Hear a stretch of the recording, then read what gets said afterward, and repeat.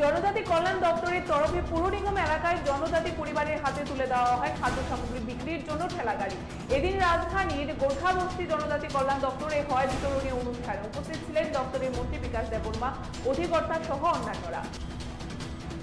আম্বেদকর মাতৃ মিশন এবং ইন্দ্রনগর আম্বেদকর সেবা সংঘের যৌথ উদ্যোগে আয়োজিত বিশেষ সামাজিক কর্মসূচি সহ আম্বেদকরের উপর আলোচনা সভায় উপস্থিত থেকে আগামী দিনে সমাজের স্বার্থে আম্বেদকরকে অনুসরণ করার জন্য আবেদন করলেন তপশিলি জাতি কল্যাণ দপ্তরের মন্ত্রী সুধাংশু দাস।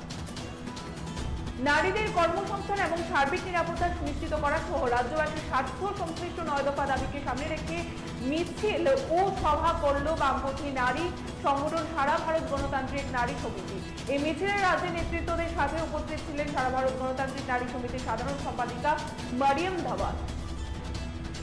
রাজধানীর জয়নগরের দশমী ঘাট ক্লাব 1953 সালে একটি ক্লাব প্রতিষ্ঠিত হওয়ার পর থেকে প্রতি বছরই দুর্গাপূজা করে আসছে।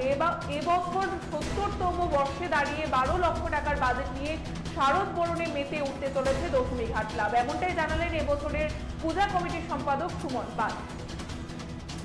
আগরতলা প্রেস ক্লাবে মৎস্যজীবীদের নিয়ে রাজ্যভিত্তিক একদিনের কর্মশালায় উপস্থিত থেকে প্রদেশ কংগ্রেসের বর্তমান নেতৃত্বদের বিরুদ্ধে রীতিমতো তোপ দাগলেন বিরোধী নেতা অর্থাৎ প্রাক্তন প্রদেশ কংগ্রেস সভাপতি।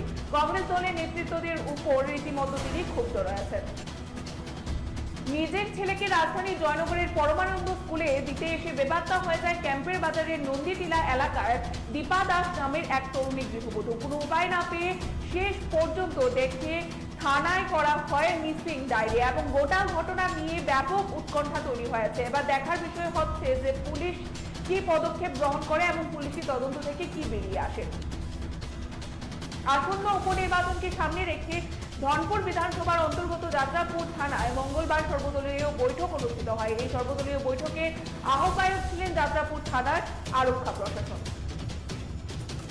মহারাজা বীর বিক্রমের 115তম জন্মদিন, সেদিন সারা রাজ্যের বিভিন্ন মহকুমায় নানা অনুষ্ঠান অনুষ্ঠিত হয়। মঙ্গলবার উদয়পুর রাজর্ষি কলাক্ষেত্রে বিদ্যালয়ের ছাত্রছাত্রী সহ বিদ্যালয়ের শিক্ষক শিক্ষিকাদের নিয়ে অনুষ্ঠিত হয় এক আলোচনা সভা। প্রদীপ জ্বালিয়ে এক শুভ সূচনা করেন গোমতী জেলা পরিষদের ভারপ্রাপ্ত সভাধিপতি দেবল দেবরায়। বামফ্রন্ট মনোনীত সিপিআইএম দলে ধনপুর বিধানসভা কেন্দ্রের প্রার্থী কৌশিক চন্দ্রকে বিপুল ভোটে বিজয়ী করার আহ্বানে মঙ্গলবার মোহনভোগ 4 নং বুথে প্রচার চলে বাড়ি বাড়ি। সঙ্গে ছিলেন টিটিএডিসির প্রাক্তন মুখ্য কার্যনির্বাহী সদস্য রাধা চরণ দেববর্মা সহ আরো অন্যান্য নেতা কর্মীরা। প্রথম ডিভিশন লিগ ফুটবল আসরকে সামনে রেখে নতুন করে দুজন স্ট্রাইকার নিতে চলছে লিগ চ্যাম্পিয়ন অর্থাৎ শিল্ড চ্যাম্পিয়ন এগিয়ে চলো সংঘ। মঙ্গলবার একথা জানান এগিয়ে চলো সংঘ ক্লাবের যিনি হেড কোচ রয়েছেন সুজিত হালদার। 23শে আগস্ট থেকে শুরু হচ্ছে ত্রিপুরা ফুটবল অ্যাসোসিয়েশন পরিচালিত প্রথম ডিভিশন সিনিয়র লিগ ফুটবল প্রতিযোগিতা। মশলার দায়িত্বে হাম্বাই গ্রুপ, গুণমানে সেরা, রান্নার ভরসা।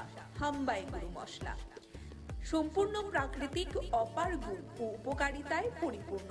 হাম্বাই গুরু মশলা। যদি কেমিক্যাল ফ্রি, কালার ফ্রি, প্রকৃত স্বাদের মশলা খেতে চান তবে আপনার রান্নাঘরে চাই হাম্বাই গুরু মশলা। রান্নায় শুধুমাত্র তোমাকেই চাই হাম্বাই গুরু মশলা।